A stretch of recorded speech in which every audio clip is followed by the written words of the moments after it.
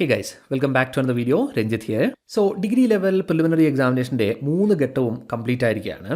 ഈ ഒരു ഘട്ടത്തിൽ മിക്ക ആസ്പിരൻസിൻ്റെ മനസ്സിലുള്ള ഒരു ചിന്തയാണ് അല്ലെങ്കിൽ ഒരു കൺഫ്യൂഷനാണ് കട്ട് ഓഫുമായി ബന്ധപ്പെട്ട്.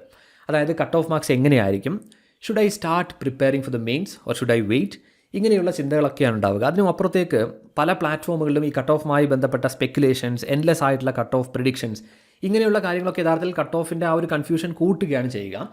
ആ ഒരു കാര്യമാണ് നമ്മൾ ഇന്ന് അഡ്രസ് ചെയ്യാനായിട്ട് പോകുന്നത്. Let's try clearing the cut off confusion. So by the end of this video നിങ്ങൾക്ക് ഈ ഒരു ചോദ്യത്തിനുള്ള ഉത്തരം ലഭിക്കും എന്നാണ് ഞാൻ അസ്യൂം ചെയ്യുന്നത്. അതായത് should you start preparing for mains. നമ്മൾക്കൊരല്പം ലോജിക്കലായിട്ട് അല്ലെങ്കിൽ സയൻറ്റിഫിക് ആയിട്ട് ഈ ഒരു കാര്യത്തെ ഒന്ന് അപ്രോച്ച് ചെയ്യാം. സോ വീഡിയോ മുഴുവനായിട്ടും കാണുന്നതിന് വേണ്ടി ശ്രമിക്കാം. Anyway, without further delay let's get started. So ആദ്യമായിട്ട് why cut off confusion is very common. ഒന്നാമത്തെ കാര്യം, ഓൾ ദീസ് 3 ഫേസസ് ആസ്പിരൻസിന് 3 ഡിഫറെൻറ്റ് എക്സ്പീരിയൻസസ് ആണ് ഉണ്ടാവുക. ഈവൻ നമ്മുടെ ഈ ക്വസ്റ്റ്യൻ പേപ്പേഴ്സിൻ്റെ ഡിഫിക്കൽട്ടി ലെവൽ ഓൾമോസ്റ്റ് സിമിലർ ആണ് എന്ന് കരുതുക. എങ്കിൽ പോലും ഓരോ ഉദ്യോഗാർത്ഥികൾക്കും ഓരോ ഫേസുമായി ബന്ധപ്പെട്ട് ഡിഫറൻ്റ് ആയിട്ടൊരു പെർസ്പെക്റ്റീവാണ് ഉണ്ടാവുക. നിങ്ങൾ എഴുതിയ എക്സാമിനേഷനിൽ ടൈം എന്നൊരു കാര്യമുണ്ട്, ലിറ്ററലി എക്സാമിനേഷൻ്റെ ഒരു പ്രഷറുണ്ട്. മറ്റുള്ള ഘട്ടങ്ങളിലെ ക്വസ്റ്റ്യൻ പേപ്പേഴ്സ് അനലൈസ് ചെയ്യുമ്പോൾ സ്വാഭാവികമായിട്ട് നമ്മൾ അനലൈസ് ചെയ്യുന്ന ഒരു രീതിയിലാണ് ആ ചോദ്യ പേപ്പറിനെ സമീപിക്കുന്നത്. ഒരിക്കലും നമ്മൾ എക്സാം ഹാളിൻ്റെ പ്രഷറിൽ അത് എഴുതുകയല്ല. ഇനി അല്ലാത്ത ചില ഫാക്ടേഴ്സും ഉണ്ട്. അതായത് 3 ഘട്ടങ്ങളിലായിട്ട് ആണ് എക്സാമിനേഷൻ കണ്ടക്ട് ചെയ്യപ്പെടുന്നത്. ടൈമിൻ്റെ അഡ്വാൻറ്റേജ് അല്ലെങ്കിൽ പ്രെഡിക്റ്റബിലിറ്റിയുടെ അഡ്വാൻറ്റേജ്, ഇങ്ങനെയുള്ള കാര്യങ്ങളൊക്കെ രണ്ടാമത്തെയും മൂന്നാമത്തെയും ഘട്ടങ്ങളിലേക്ക് വരും. And on top of that normalisation എന്നൊരു കാര്യം യഥാർത്ഥത്തിൽ ഒരു ലെയർ ഓഫ് അൺസർട്ടനിറ്റി കൂടി ഇതിനോട് ആഡ് ചെയ്യുകയാണ് ചെയ്യുക. And then cut off discussions are everywhere. ഈ കട്ട് ഓഫ് ഡിസ്കഷൻസ് എന്നുള്ളത് സാധാരണഗതിയിൽ ഇങ്ങനെ ഏതൊരു പരീക്ഷ കഴിയുമ്പോഴും എല്ലാ സ്ഥലങ്ങളിലും നമുക്ക് കാണാൻ സാധിക്കുന്ന ഒരു കാര്യമാണ്. ഇൻഫാക്റ്റ് അത് ഇത്തരത്തിലുള്ള കൺഫ്യൂഷൻസ് കൂട്ടാനാണ് കാരണമാവുക. ഇനി അടുത്ത പോയിന്റ് എന്ന് പറയുന്നത്, many aspirants fall into the border line zone. ഇത് ഒരു ക്വാളിഫയിങ് എക്സാമിനേഷനെ സംബന്ധിച്ചിടത്തോളം എപ്പോഴും സംഭവിക്കാറുള്ള ഒരു കാര്യമാണ്. അതായത് നമ്മൾ എക്സ്പെക്ട് ചെയ്യുന്ന ഒരു കട്ട് ഓഫ് റേഞ്ച് ഒക്കെ ഉണ്ടാകും.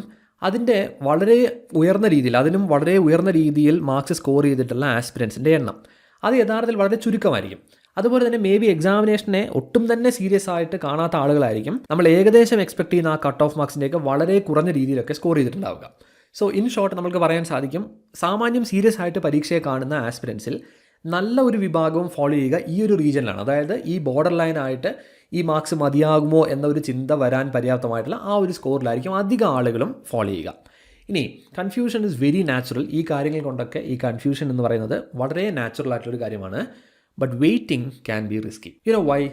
Why this waiting is a costly mistake. ഒന്നാമത്തെ കാര്യം, പ്രിലിംസ് എന്ന് പറയുന്നത് നമ്മൾക്ക് ഒരിക്കലും വളരെ പെട്ടെന്ന് റിസൾട്ട് പ്രതീക്ഷിക്കാവുന്ന ഒന്നല്ല. നമ്മൾക്കറിയാം 3 ഘട്ടങ്ങളിലായിട്ടാണ് എക്സാമിനേഷൻ കണ്ടക്ട് ചെയ്തിട്ടുള്ളത്. Definitely it may take time.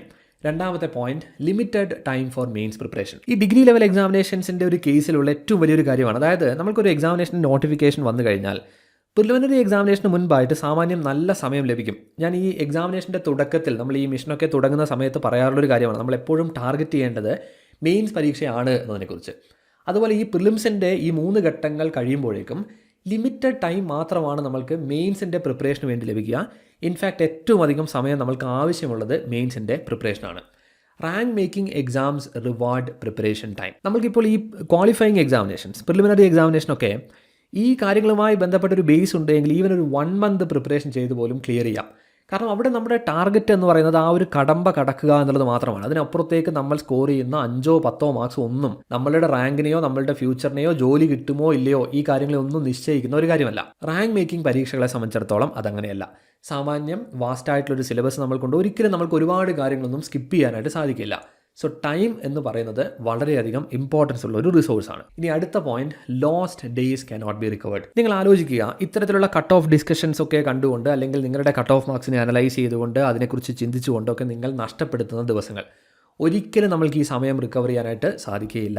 Definitely you may regret it later. അതായത് അത്തരത്തിൽ നിങ്ങൾ വെയിറ്റ് ചെയ്താൽ പിൽക്കാലത്ത് നിങ്ങൾ ഇത് ആലോചിച്ചുകൊണ്ട് റിഗ്രറ്റ് ചെയ്യേണ്ട ഒരു സാഹചര്യം വരും. ഇൻ കേസ് നിങ്ങൾ എക്സാമിനേഷൻ ക്ലിയർ ചെയ്യുകയാണെങ്കിൽ കുറച്ചുകൂടി മുൻപൊക്കെ പ്രിപ്പറേഷൻസ് ചെയ്യാമായിരുന്നു, കുറച്ചുകൂടി നന്നായിട്ട് പ്രിപ്പറേഷൻസ് ചെയ്യാമായിരുന്നു, ഇങ്ങനെ ഒരു റിഗ്രറ്റ് പിന്നീട് വരും എന്നുള്ളതാണ്. So it is definitely a costly mistake.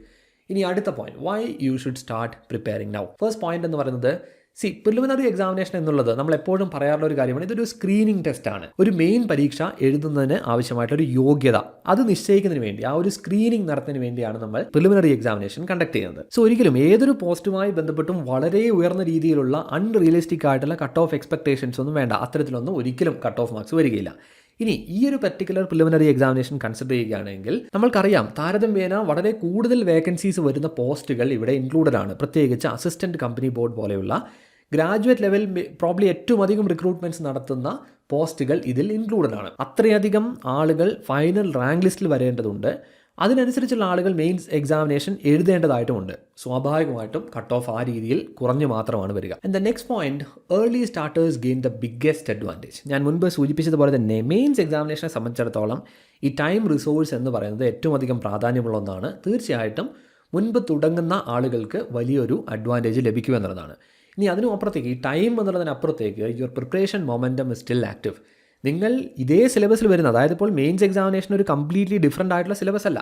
പ്രിലിംസിൽ നമ്മൾ പഠിച്ച പല കാര്യങ്ങളും മെയിൻസ് എക്സാമിനേഷന് പഠിക്കാനായിട്ടുണ്ട്. അതുകൊണ്ട് തന്നെ ആ ഒരു പ്രിപ്പറേഷൻ മൊമെൻറ്റം ഇപ്പോൾ ആക്റ്റീവാണ്. അതൊരു വലിയ അഡ്വാൻറ്റേജ് ആണ്. അത് തുടരുക എന്നുള്ളത് വലിയൊരു അഡ്വാൻറ്റേജ് ആണ്. And then starting later actually mean starting behind. നിങ്ങൾ ഇതൊക്കെ ആലോചിച്ചിരുന്ന് പിന്നീടാണ് തുടങ്ങുന്നതെങ്കിൽ ഓഫ് കോഴ്സ് നിങ്ങൾ ബിഹൈൻഡ് ആയിരിക്കും. And now what do we actually know? ഒന്നാമതായിട്ട് all 3 phases were moderately difficult. നമ്മൾ 2 ഫേസുകളുടെയും വളരെ എക്സ്റ്റെൻസീവ് ആയിട്ടുള്ള റിവ്യൂ അനാലിസിസ് ഒക്കെ ചെയ്താണ്. ഈവൻ നമ്മൾ 3ാം ഘട്ടം കൺസിഡർ ചെയ്യുകയാണെങ്കിൽ പോലും ഓരോ ഘട്ടത്തിലും ഒരു മോഡറേറ്റ് ലെവൽ ഡിഫിക്കൽട്ടി ഉണ്ടായിരുന്നു എന്നുള്ളതാണ്.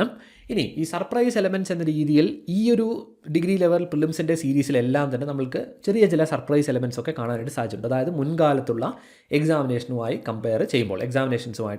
കമ്പയർ ചെയ്യുമ്പോൾ എന്നാൽ അവിടെ സ്വാഭാവികമായിട്ടും ലേറ്റർ ഫേസസ്, അതായത് 2ാമത്തെയും 3ാമത്തെയും ഘട്ടത്തിലേക്കൊക്കെ കടക്കുമ്പോൾ പ്രെഡിക്റ്റബിലിറ്റിയുടെ ഒരു അഡ്വാൻറ്റേജ് ലഭിക്കും, ടൈമിൻ്റെ ഒരു അഡ്വാൻറ്റേജും ലഭിക്കും. അതായത് എക്സാമിനേഷൻസിൽ ഏതെങ്കിലും ഒരു വിഭാഗത്തിലൊക്കെ ക്വസ്റ്റ്യൻസിൽ വരുന്ന പാറ്റേണിൻ്റെ ഒക്കെ ഒരു ചേഞ്ച് അല്ലെങ്കിൽ അത്തരത്തിലുള്ള എലമെൻറ്റ്സ് ഒക്കെ ആദ്യഘട്ടത്തിൽ നമ്മൾ നിരീക്ഷിച്ചാൽ 2ാം ഘട്ടത്തിലും 3ാം ഘട്ടത്തിലും ഒക്കെ എക്സാമിനേഷൻ എഴുതുന്ന ആളുകൾക്ക് ആ ഒരു അഡ്വാൻറ്റേജ് ലഭിക്കും. കൂടാതെ ചില ക്വസ്റ്റ്യൻ ഏരിയാസൊക്കെ അതേ രീതിയിൽ തന്നെ 2ാമത്തെയും 3ാമത്തെയും ഘട്ടത്തിൽ റിപ്പീറ്റ് ചെയ്ത് വന്നിട്ടുണ്ട്. അങ്ങനെയുള്ള അഡ്വാൻറ്റേജ് ലഭിക്കും. ടൈം എന്ന രീതിയിൽ പഠനത്തിലുള്ള സമയം എന്നൊരു കാര്യം നമുക്ക് ലഭിക്കും. കൂടാതെ ഈ ടൈം മാനേജ്മെൻറ്റ് എന്നുള്ളതും താരതമ്യേന 2ാമത്തെയും 3ാമത്തെയും ഘട്ടത്തിൽ പരീക്ഷ എഴുതുന്ന ഉദ്യോഗാർത്ഥികൾ കുറച്ചുകൂടി ശ്രദ്ധിക്കുമെന്നുള്ളതാണ്. ഇനി അടുത്ത ഒരു കാര്യം എന്ന് പറയുന്നത് ഈ നോർമലൈസേഷനാണ്. ഇവിടെ നിങ്ങൾ മനസ്സിലാക്കേണ്ട ഒരു കാര്യം, normalisation actually may create minor variations. Normalisation കൊണ്ട് ഒരിക്കലും നിങ്ങൾക്ക് എക്സ്പെക്റ്റഡ് ആയിരുന്ന ഒരു ചാൻസ് നഷ്ടപ്പെടുകയൊന്നുമില്ല. എങ്ങനെയാണ് നോർമലൈസേഷൻ ചെയ്യുന്നത് എന്നതുമായി ബന്ധപ്പെട്ട് അതിൻ്റെ ഒരു പ്രൊസീജിയർ എങ്ങനെയാണ് എന്നത് PSC ഓൾറെഡി അതിൻ്റെ ഒഫീഷ്യൽ വെബ്സൈറ്റിലൊക്കെ മുൻകാലത്ത് അപ്ഡേറ്റ് ചെയ്തിട്ടുള്ള ഒന്നാണ്. ഒരിക്കലും നോർമലൈസേഷൻ നിങ്ങളുടെ ഒരു ചാൻസ് നഷ്ടപ്പെടുന്നതിന് വേണ്ടിയല്ല. നമ്മൾക്കറിയാം വിവിധ ഘട്ടങ്ങളിലായിട്ട് പരീക്ഷ കണ്ടക്ട് ചെയ്യുമ്പോൾ ഒരു ഫെയർ അഡ്വാൻറ്റേജ് ഡിഫിക്കൽട്ടി കൂടുതലുള്ള ഒരു ഫേസിൽ ഉള്ള ആസ്പിരൻസിന് നൽകുക. അതാണ് ഈ നോർമലൈസേഷൻ കൊണ്ട് നമ്മൾ ബേസിക്കലി ഉദ്ദേശിക്കുന്നത്. അതായത് ഈ കോമ്പറ്റീഷൻ ഒന്ന് ഫെയർ ആക്കുക എന്നുള്ളതാണ്. ഇനി അടുത്തൊരു കാര്യം എന്ന് പറയുന്നത് ഈ പാർ സ്കോറാണ്. നമ്മൾ കഴിഞ്ഞ കാലങ്ങളിലൊന്നും തന്നെ ഒരു എക്സാമിനേഷനുമായി ബന്ധപ്പെട്ടും ഈ കട്ട് ഓഫ് മാർക്സിൻ്റെ പ്രെഡിക്ഷൻ ഒരിക്കലും ചെയ്യാറില്ല. എപ്പോഴും ഒരു എക്സാമിനേഷൻ കഴിഞ്ഞതിന് ശേഷം ഒരു ഗുഡ് സ്കോർ എന്തായിരിക്കും, മേ ബി ആ എക്സാമിനേഷൻസിൽ ഉൾപ്പെടുത്തിയിട്ടുള്ള പോസ്റ്റുകളെ ബന്ധപ്പെടുത്തിക്കൊണ്ട് ഒരു പാർ സ്കോർ എങ്ങനെയായിരിക്കും ജനറൽ ആയിട്ട് വരിക, ഈ കാര്യങ്ങൾ മാത്രമാണ് ചർച്ച ചെയ്യാറുള്ളത്. കാരണം ഈ കട്ട് ഓഫ് മാർക്സ് പ്രെഡിക്ഷൻ എന്നുള്ളത് എപ്പോഴും വളരെ ഇന്നക്യുറേറ്റ് ആകാൻ സാധ്യതയുള്ള ഒന്നാണ്. കൂടാതെ നമ്മൾക്ക് അറിയേണ്ട ഒരു കാര്യം, ഏകദേശം ഏത് രീതിയിലുള്ളൊരു സ്കോർ നേടിയാൽ മുന്നോട്ട് നമുക്ക് പഠനം നടത്താം, ഈ കാര്യമാണ് നമ്മൾക്ക് അറിയേണ്ടത്. കൺസിഡറിങ് ദി അവൈലബിൾ ഇൻഫർമേഷൻ, നമ്മൾക്ക് ലഭ്യമായിട്ടുള്ള അറിവുകൾ വെച്ചുകൊണ്ട് എങ്ങനെയാണ് ലോജിക്കലി നമുക്കത് നോക്കാൻ സാധിക്കുക. അങ്ങനെയാണ് നമ്മൾ ഈ ഒരു 40 മാർക്സ് എന്ന് പറയുന്നത്. ഞാനിവിടെ വളരെ സ്പെസിഫിക് ആയിട്ട് അറൗണ്ട് 40 എന്ന് പറയാനുള്ള കാരണം, ഈവൻ ആദ്യ ഘട്ടത്തിലൊക്കെ എക്സാമിനേഷൻ എഴുതിയ ഉദ്യോഗാർത്ഥികൾക്ക് ഒരു 38, 39 ഇങ്ങനെയൊക്കെയാണ് സ്കോറെങ്കിൽ പോലും തീർച്ചയായിട്ടും നിങ്ങൾ അതൊരു പാർ സ്കോറായിട്ട് കണക്കാക്കുക. കാരണം ഞാൻ മുൻപ് പറഞ്ഞതുപോലെ തന്നെ നോർമലൈസേഷൻ്റെ ഒരു അഡ്വാൻറ്റേജ് നിങ്ങൾക്ക് ലഭിക്കും എന്നുള്ളതാണ്. ഞാൻ സജസ്റ്റ് ചെയ്യുക അറൗണ്ട് ഒരു 40 ആണ് നിങ്ങളുടെ സ്കോറെങ്കിൽ അതൊരു പാർ സ്കോറായിട്ട് കണക്കാക്കുക. അങ്ങനെ മെയിൻസ് എക്സാമിനേഷന് വേണ്ടിയുള്ള പഠനം തുടരുക എന്നുള്ളതാണ്. And why starting now is an absolute no brainer. ഒന്നാമത്തെ point, it is actually build on the time we have already invested. നിങ്ങൾക്കറിയാം പ്രിലിമിനറി എക്സാമിനേഷന് വേണ്ടി നിങ്ങൾ ഓൾറെഡി ഒരു ടൈം ഇൻവെസ്റ്റ് ചെയ്ത് പ്രിപ്പറേഷൻ ചെയ്തു. ഞാൻ ഈ പറയുന്നത് സീരിയസ് ആയിട്ട് എക്സാമിനേഷനെ കണ്ടുകൊണ്ട് അത്തരത്തിൽ പഠിച്ചിട്ടുള്ള ആളുകളെ സംബന്ധിച്ചിടത്തോളമാണ്. നിങ്ങൾ ഓൾറെഡി ഒരു സമയം ഇൻവെസ്റ്റ് ചെയ്തു. അതേ മൊമെൻറ്റം കീപ്പ് ചെയ്തുകൊണ്ട് ഒരല്പം കൂടി സമയം ഇൻവെസ്റ്റ് ചെയ്യുന്നതിൽ യാതൊരു റിസ്ക്കും ഇല്ല എന്നുള്ളതാണ്. ഇനി നമ്മൾക്ക് ഇതിൻ്റെ സിനാരിയോ കൺസിഡർ ചെയ്യാം. If you qualify, of course you gain a huge advantage. നിങ്ങൾ എക്സാമിനേഷൻ ക്വാളിഫൈ ചെയ്യുകയാണെങ്കിൽ നിങ്ങൾക്ക് സമയത്തിൻ്റെ വലിയൊരു അഡ്വാൻറ്റേജ് ലഭിക്കും.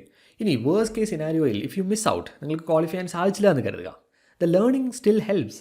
നിങ്ങൾ മുൻപോട്ട് എക്സാമിനേഷൻ എഴുതുന്ന ഒരു ഉദ്യോഗാർത്ഥിയാണ് എങ്കിൽ ഈ ഒരു സിലബസിലുള്ള പ്രിപ്പറേഷൻ തീർച്ചയായിട്ടും നിങ്ങളെ ഹെൽപ്പ് ചെയ്യും. Time invested now is never wasted. ആ ഒരു കാര്യം മനസ്സിലാക്കി. ഇപ്പോൾ നിങ്ങൾ ഇൻവെസ്റ്റ് ചെയ്യുന്ന ഈ ഒരു ചെറിയ സമയം അല്ലെങ്കിൽ റിസൾട്ട് വരുന്ന ആ ഒരു ഘട്ടം വരെയുള്ള നിങ്ങളുടെ പഠനം ഒരിക്കലും ഒരു ടൈം വേസ്റ്റഡ് ആയിട്ട് മാറുകയില്ല. എന്നാൽ മറിച്ച് നിങ്ങൾ വെയിറ്റ് ചെയ്യുകയാണെങ്കിൽ waiting may lead to regrets later. Wait ചെയ്യുകയാണെങ്കിൽ ഞാൻ മുൻപ് പറഞ്ഞതുപോലെ തന്നെ ഇൻ കേസ് നിങ്ങൾ ഈ ഒരു എക്സാമിനേഷൻ ക്ലിയർ ചെയ്താൽ ആ ഒരു ഘട്ടത്തിൽ നിങ്ങൾ റിഗ്രറ്റ് ചെയ്യേണ്ടതായിട്ട് വരും. അതായത് മുൻപ് തന്നെ പഠിക്കാമായിരുന്നു, അല്ലെങ്കിൽ കുറച്ചുകൂടി സമയം ലഭ്യമായിരുന്നുവെങ്കിൽ സമയം നന്നായിട്ട് പ്രിപ്പറേഷൻസ് മെയിൻസിന് വേണ്ടി ചെയ്യാമായിരുന്നു, ഇങ്ങനെയൊരു ചിന്ത നിങ്ങൾക്ക് വരും. എന്നാൽ അങ്ങനെ നമ്മൾക്ക് നഷ്ടപ്പെട്ടു പോകുന്ന സമയം ഒരിക്കലും നമ്മൾക്ക് തിരിച്ചു പിടിക്കാനായിട്ട് സാധിക്കില്ല. സോ ആ ഒരു കാര്യം ലോജിക്കലി നിങ്ങൾ ചിന്തിക്കുക. ഹ്യൂജ് അഡ്വാൻറ്റേജ് ആണ് നിങ്ങൾക്ക് ഇപ്പോൾ പ്രിപ്പറേഷൻ ചെയ്യാനായിട്ട് തുടങ്ങിയാൽ ലഭിക്കുക, and very little down side. അതിന് ഡിസഡ്വാൻറ്റേജ് എന്നല്ലെങ്കിൽ നമുക്ക് ഡൗൺ സൈഡ് എന്ന് പറയാവുന്ന ഒരുപാട് കാര്യങ്ങളില്ല എന്നൊരു കാര്യവും ചിന്തിക്കുക. സോ അത്തരത്തിൽ ഏറ്റവും പോസിറ്റീവായി ചിന്തിച്ച് പഠനം മുന്നോട്ട് കൊണ്ടുപോകുന്നതിന് വേണ്ടി ശ്രമിക്കുക എന്നുള്ളതാണ്. And make sure to join us on Telegram. Most important ആയിട്ടുള്ള അപ്ഡേറ്റുകൾ നമ്മൾ നമ്മുടെ പബ്ലിക് ടെലിഗ്രാം ചാനൽ വഴിയായിരിക്കും പ്രൊവൈഡ് ചെയ്യുക. സോ ഞാൻ ഈ ഒരു വീഡിയോയുടെ തുടക്കത്തിലൊക്കെ സൂചിപ്പിച്ചതുപോലെ തന്നെ നമുക്ക് ഈ കട്ട് ഓഫ് ഡിസ്കഷൻസ് എന്നുള്ള കാര്യം എല്ലായിടത്തും കാണാൻ സാധിക്കുന്ന ഒരു കാര്യമാണ്. ഫോർ ഒബ്വിയസ് റീസൺസ് ഏറ്റവും അധികം ഹോട്ട് ടോപ്പിക് ആയിട്ടുള്ള ഒരു കാര്യമാണ്. സ്വാഭാവികമായിട്ടും അതിനെക്കുറിച്ച് ആളുകൾ ചർച്ച ചെയ്യും. നിങ്ങൾ ആലോചിക്കേണ്ട ഒരു കാര്യം അത് എത്രമാത്രം നിങ്ങൾക്ക് ഫലപ്രദമാണ് അല്ലെങ്കിൽ ഗുണകരമായിരിക്കും എന്നുള്ളതാണ്. അത്തരത്തിലുള്ള ഡിസ്കഷൻസിൻ്റെ ഭാഗമാവുക അല്ലെങ്കിൽ അതിനെക്കുറിച്ച് കൂടുതലായിട്ട് ചിന്തിക്കുക എന്നുള്ളതൊക്കെ ഒരിക്കലും പ്രിലിമിനറി ക്വാളിഫൈ ചെയ്യാനുള്ള നിങ്ങളുടെ സാധ്യതകളെ വർദ്ധിപ്പിക്കുകയില്ല. മെയിൻസ് എക്സാമിനേഷനിൽ ഏതെങ്കിലും രീതിയിലുള്ള അഡ്വാൻറ്റേജ് നിങ്ങൾക്ക് അതുകൊണ്ട് ഉണ്ടാവുകയുമില്ല, അത്തരത്തിലുള്ള ഡിസ്കഷൻസിൻ്റെ ഭാഗമായതുകൊണ്ട്. സോ ആ കാര്യം ഒന്ന് ലോജിക്കലായിട്ട് ആലോചിക്കുക. ഇപ്പോൾ ചെയ്യാവുന്ന അല്ലെങ്കിൽ എടുക്കേണ്ട സ്മാർട്ടസ്റ്റ് ആയിട്ടുള്ള ഡിസിഷൻ എന്താണ് എന്ന് ആലോചിക്കുക. അങ്ങനെ ഒരു ക്ലാരിറ്റി വരുത്തിയതിന് ശേഷം മാത്രം പഠനം തുടങ്ങുക. ഒരിക്കലും ഒരു കൺഫ്യൂസ്ഡ് ആയിട്ടുള്ള സ്റ്റേറ്റിൽ നിന്നുകൊണ്ട് നിങ്ങൾക്ക് ഒരു എക്സാമിനേഷന് തയ്യാറെടുക്കാനായിട്ട് സാധിക്കില്ല. ആദ്യം ചെയ്യേണ്ടത് ഈ കൺഫ്യൂഷൻ മനസ്സിൽ നിന്ന് മാറ്റുക എന്നുള്ളതാണ്. പോസിറ്റീവായിട്ട് പ്രിപ്പറേഷൻ കണ്ടിന്യൂ ചെയ്യുന്നതിന് വേണ്ടി ശ്രമിക്കുക. അടുത്ത വീഡിയോകളിലൂടെ എങ്ങനെയാണ് മെയിൻസ് എക്സാമിനേഷന് തയ്യാറെടുക്കേണ്ടത്, എങ്ങനെയാണ് സ്റ്റാർട്ട് ചെയ്യേണ്ടത് ഈ ഒരു ഘട്ടത്തിൽ, ഈ കാര്യങ്ങളൊക്കെ ആയിരിക്കും നമ്മൾ ഡിസ്കസ് ചെയ്യുക. So please stay tune for the next video. Anyway, thank you so much guys for watching this particular video. If you're first time here, then make sure to subscribe. So I'll see you guys in the next one.